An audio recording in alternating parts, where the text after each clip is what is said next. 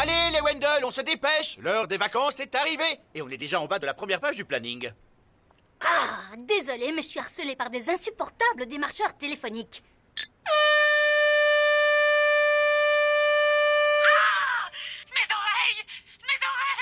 saigne! Oh, ça va lui apprendre à me réclamer ses bouquins à la bibliothécaire. Merci de m'avoir loué ta cornet de brume, mon chéri. Ça, c'est ce que j'appelle une dépense utile. C'est bon, maman. Rien à cirer de la satisfaction du client. Tout ce qui m'intéresse, c'est le fric. Ouais, comme ces hippies qui ont goudronné notre allée avec une couche de peinture. Oh, si je les retrouve, je les étranglerai un par un avec leur écharpe, jusqu'à ce que leurs yeux sortent de leurs orbites. Hé, Roxy, on s'en va, dépêche-toi, on t'attend. J'ai pas envie de partir en vacances. Lindsay va faire une soirée piscine chez elle et je veux y aller. Allez, on va bien s'amuser. Puis, j'ai acheté des mugs assortis pour le voyage. On est plus enthousiaste maintenant, hein?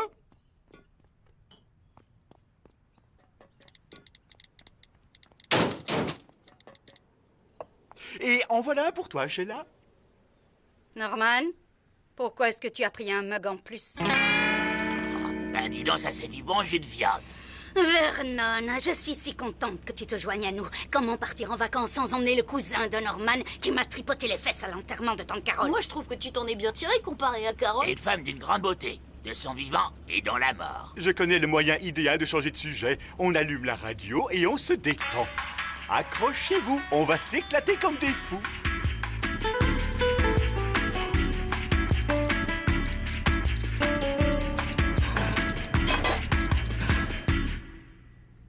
Ouah, le guide n'a pas menti. Le musée des panneaux est vraiment fantastique. On t'attend dans la voiture. Un panneau fermé. Un Stastord. Un panneau fermé alors que le musée est ouvert. Chérie, pendant qu'on t'attendait tout à l'heure, les enfants et moi, on n'a pas arrêté de te critiquer. Je tiens à dire que je voulais t'attendre pour te dire tout ça en face. Jusqu'ici, le voyage n'a pas été, comment dire, très drôle. Maman est gentille, là. Tu trouves? Ce n'était pas volontaire. Ces vacances sont assommantes, soporifiques. Pire que le lycée et les cours, au moins, je peux les sécher. D'accord, je sais que ça a été plutôt calme, mais attendez qu'on arrive à l'aire de repos. Il y a 2 parkings, un pour les voitures, un pour les camping-cars.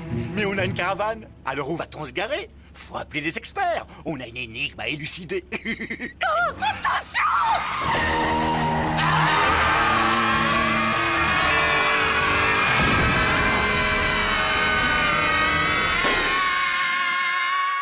Comment dites-le-moi, tomber plus bas. La virée en famille est partie en vrille, c'est le plongeon direct tout droit. Jusqu'au fond, c'est profond. Aucune issue, malheur, que fais-je? Par où on sort? On est pris au piège! À Crash Canyon. Hurler, crier, à quoi ça rime? Personne t'entend au fond de l'abîme. Ici, c'est ça, t'es là pour personne! Crash Canyon.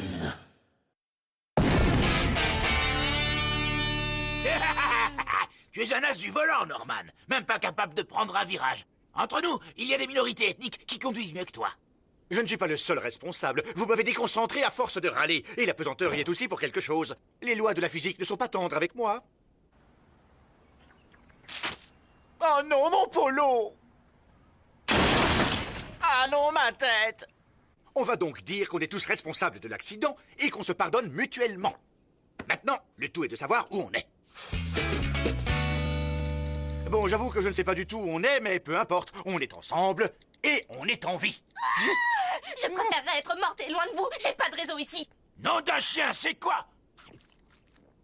Ça!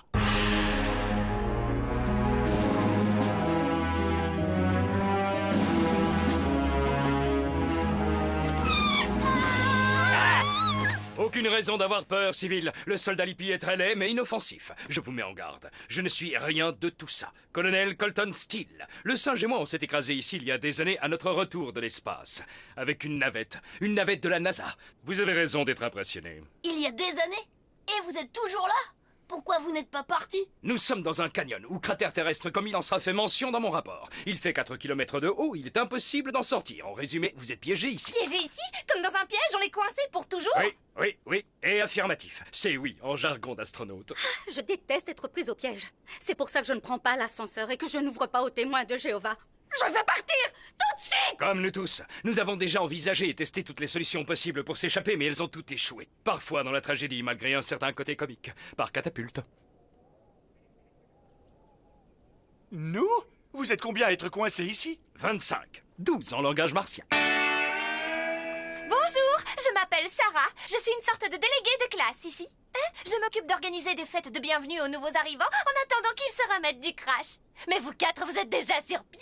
Hein? C'est une honte. Toutes nos excuses, ce sont les airbags. Et probablement un courant d'air ascendant. Aucun problème. On va quand même vous organiser une petite fête. Voici la spécialité locale. On n'en a pas tous les jours, mais j'ai de la chance. Les rongeurs sont plus faciles à attraper lorsqu'ils sont malades. Ah, ça sent drôlement bon. Mon premier mari sentait bon lui aussi. Mais les choses ont viré au vinaigre. J'ai un bon conseil. N'épousez jamais quelqu'un pour son odeur. Je suis Frida. Ça, c'est ma maison et mon restaurant. Ouh, y a personne pour servir ici. Mais elle vit dans un camion friterie. Oui, tout le monde vit dans la voiture, la navette ou le camion avec lequel ils sont tombés. Mais pourquoi je vous raconte tout ça alors que je pourrais vous faire une petite visite guidée? Suivez-moi. Lui, c'est Earl. Il est arrivé ici en moto, comme vous le voyez. Voici le bar de la marionnette et lui, c'est Nalapat. Vous pouvez l'appeler comme ça ne me dérange pas. Nalapat, c'est son vrai nom. Vous connaissez Colton et Lippy? Voici Pete, Carol et Coma Steve. Coma Steve, c'est celui qui est dans le coma. La veuve McGurk est son ours. L'ours a mangé son mari. T'as oublié une tâche. Recommence plus vite que ça. Ça, c'est pour avoir des émotions. Les Manderbelt sont les seuls qui ne vivent pas au fond du canyon. Pas assez bien pour eux. Ils sont de la haute. Ils faisaient déménager leur maison dans un autre quartier chic quand... Oups! C'est ici qu'ils ont déménagé et ils vivent avec nous. Non, on ne vit pas ici, nous. On rentre chez nous, n'est-ce pas? On va tenter le coup. Peut-être que si on marchait vers... Quelle que soit la direction que vous prendrez, vous tomberez sur un cul-de-sac. Surtout si vous allez par là. Il suffit d'appeler quelqu'un à l'aide. J'avais oublié.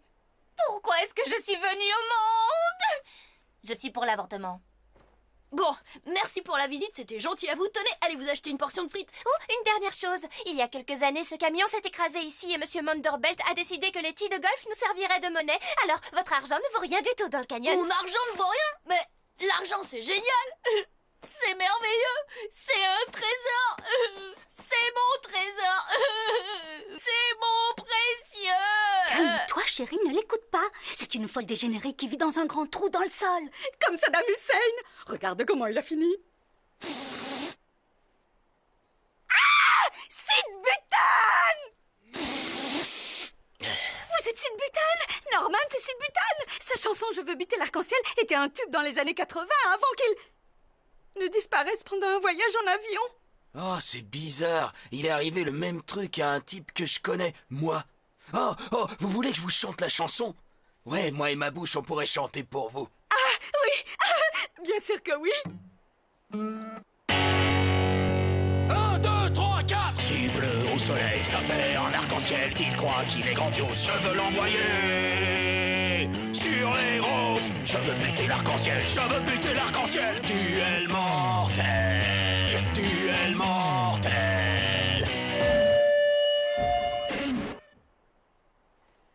Vous êtes les nouveaux arrivants. Ça, c'est à cause de vous.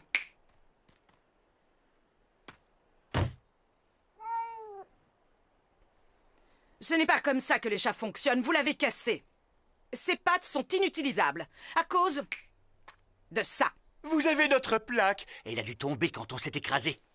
On est vraiment désolé, mais c'est le genre d'incident sur lequel personne n'a de contrôle, comme le fait que Pluton ne soit pas une vraie planète. Taisez-vous. Vos faux prétextes ne feront pas repousser ces pattes. Ça, c'est Beverly Manderbelt. Cette femme, c'est 55 kilos de snobisme et de spray coiffant. Elle me rappelle mon troisième mari. Un conseil, tenez-vous éloigné des hommes qui portent une banane. J'en ai rien à cirer de son brushing. Personne ne parle à ma famille sur ce ton. Sheila a légèrement mauvais caractère. Un jour, elle a mordu un berger allemand parce qu'il grognait après les enfants. Du libre! On va régler le problème, comme en prison. Suivez-moi, on va lui montrer qu'on ne va pas se laisser marcher dessus. Vous deux, prenez des canettes de soda et mettez-les dans des housses d'oreiller. Non! Les housses d'oreiller et les sodas ne sont pas des armes. Ils sont faits pour protéger les oreillers et se désaltérer. C'est pas parce qu'on est dans un canyon que la violence est tolérée. Hein? N'est-ce pas? Bien sûr qu'elle est tolérée, c'est le paradis ici. Tenez, frappez-le avec ce bâton.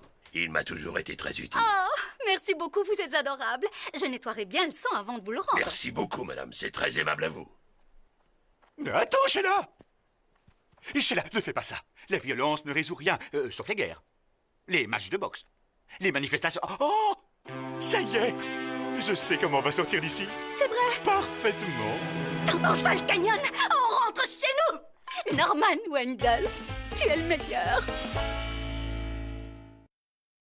Tu es sûr que ton plan va nous permettre de sortir du canyon? Parce qu'entre nous, tu n'as toujours pas découvert ce qui fait exploser les dernières cafetières que tu as conçues. Oui, mais grâce au rapport de police et au procès, on a découvert qu'elle n'explosait que quand l'horloge indique midi pile.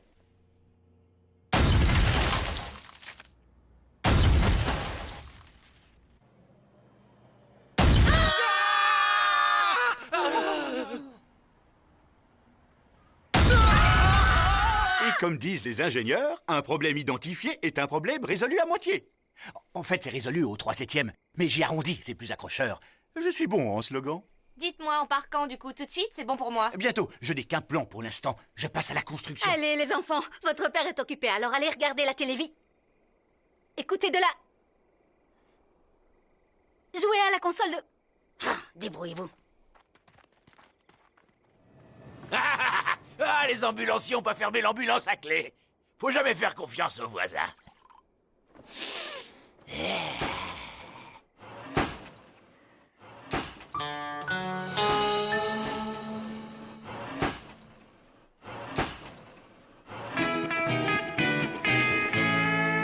Pourquoi on doit se lever si tôt? Et voilà le travail. Regardez ça, c'est terminé. C'est ça le plan? Un truc débile avec d'autres trucs débiles attachés sur le côté? Roxy, ce n'est pas parce que ça a l'air débile que ça ne peut pas quand même accomplir de grandes choses. Tu vois, Vernon a réussi à se tuer. Comment ça fonctionne, chérie? Ça fonctionne, hein? Dis-moi que ça Il fonctionne. suffit de faire voler le cerf-volant au-dessus de cette corniche. J'y ai accroché une perceuse et grâce aux rallonges branchées au panneau solaire, elle va percer un trou dans la roche juste au-dessus de la corniche. On escalade la roche jusqu'à la corniche, on décroche le cerf-volant et on le fait voler jusqu'à une autre corniche. Et encore une autre. Et ensuite... on est libre! C'est une idée de génie. Bon travail, pas. J'avoue que tu m'impressionnes beaucoup sur ce coup. Ah, tu as réussi, chérie, c'est fantastique. Tu es le seul matheux au monde que je pourrais jamais aimer. Et maintenant, on se tire de ce trou. Absolument. Décollage à 12 heures. 12 heures? Comment ça, on va attendre jusqu'à midi? J'attends pas, moi, je veux partir tout de suite. Oui, je sais, chérie, mais on va avoir besoin d'un maximum d'énergie solaire, ce qui nous donne le temps d'aller nous excuser auprès des Manderbelt. Comment ça nous excuser?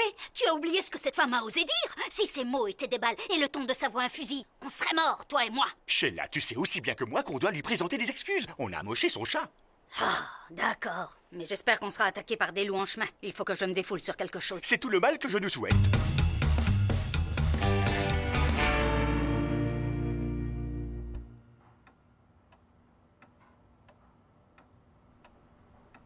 Ça fait déjà une demi-heure qu'ils nous font poireauter.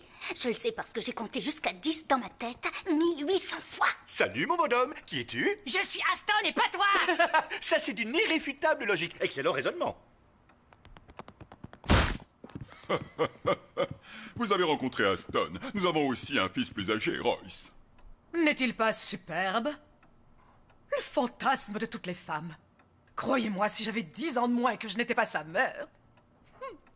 Ainsi qu'une fille pristine. Elle est hideuse. Mais avec suffisamment de chirurgie esthétique, nous espérons qu'elle pourra quand même mener une vie normale. Vous avez ouvert la porte, c'est mon anniversaire.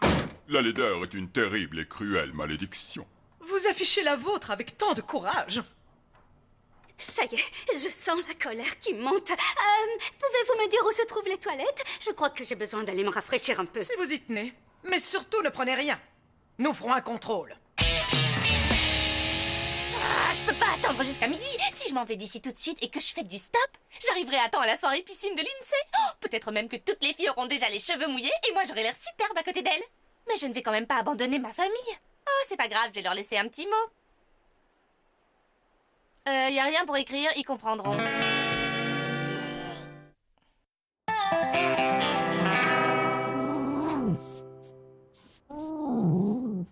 Si vous voulez, je peux m'occuper de votre chatte. Je suis ingénieur. J'ai inventé la porte à fermeture inflexible. J'ai gagné une clé d'or. La plus haute distinction de l'industrie des portes. Vous ne lisez pas beaucoup de magazines sur l'industrie des portes, je me trompe?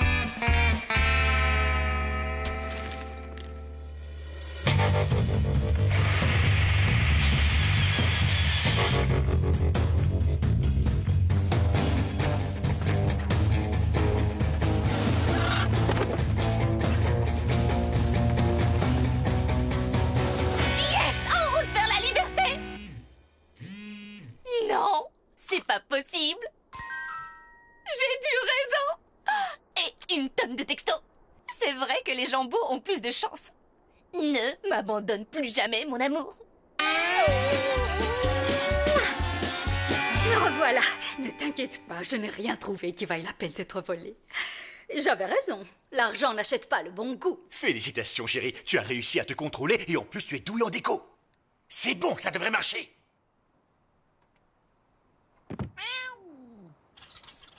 Ma princesse a son propre carrosse. Beau travail. Un petit dédommagement? Non, non, non, non. Vous ne me devez absolument rien. Considérez que ce sont des excuses.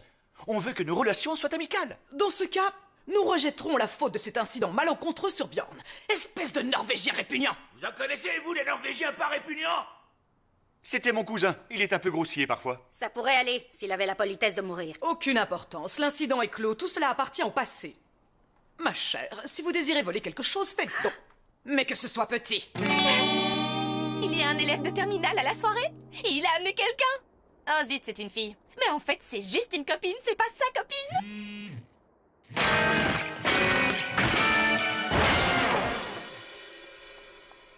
Je trouve que ça s'est bien passé. Oui, je commence presque à regretter ce que j'ai fait tout à l'heure quand j'ai fait semblant d'aller aux toilettes. Qu'est-ce que tu as fait? 2 minutes avant le boom. Je crois que ton psychologue avait raison quand il disait, juste avant que tu ne le frappes, que tu es beaucoup trop colérique. Waouh, un garçon a dit à Chérie que j'avais une jolie peau. Mais quel garçon? Si c'est ce type moche avec une oreille fondue, je m'en fous. Quoi? Il y a quelqu'un qui est en train de parler de moi? J'ai l'oreille qui chauffe. La corniche est en train de s'écrouler à cause des vibrations. Il faut que j'éteigne mon téléphone. C'est cool, il y a un garçon qui trouve que j'ai une jolie peau. C'est pas tout à fait une déclaration d'amour. Il vaut mieux que j'attende d'être arrivée en haut pour savoir. Il faut que je sois forte. Je peux le faire.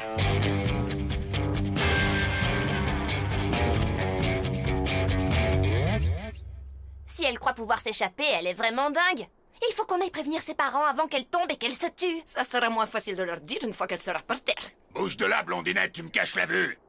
Où est-ce que vous avez trouvé tout ça? Celui-là en taille XX. 4XL.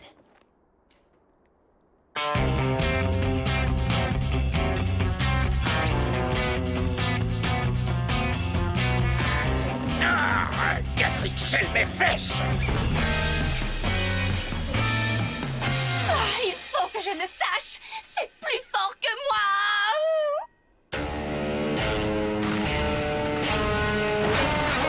Celui qui l'a dit, c'est...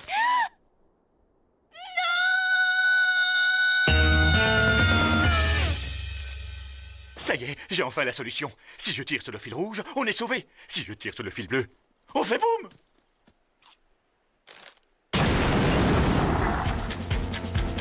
C'est notre cerf-volant, suivi de notre fille. Tu as volé notre plan d'évasion. Je te préviens, si la chute ne nous tue pas, tu vas passer un sale quart d'heure. Mon téléphone, il est sauf.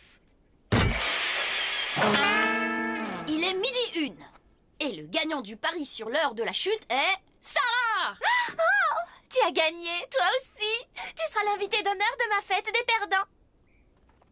Tout est fichu à cause de toi. Ce que tu as fait est purement égoïste, complètement idiot. Ça ne m'étonne pas de toi. Vous entendez ce bruit?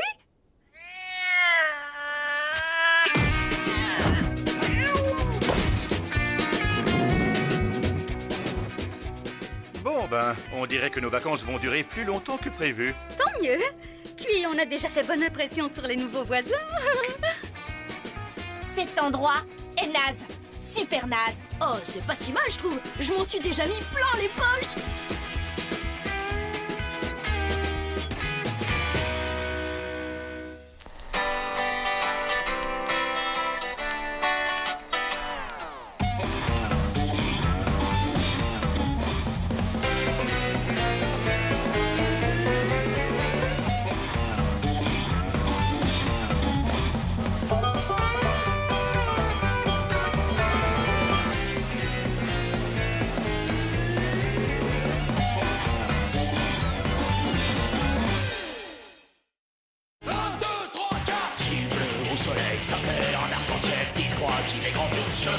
envoyer. Sur les roses, je veux buter l'arc-en-ciel, je veux buter l'arc-en-ciel. Duel mortel. Son pied est un chat très très sobre, mais si je le vois il est mort. Rouge, bleu, jaune et vert, si je le trouve, je le jette à terre. Je veux buter l'arc-en-ciel, je veux buter l'arc-en-ciel. Duel mortel. Duel mortel. Duel mortel. Je hais l'arc-en-ciel. Rien de personnel. C'est un rituel.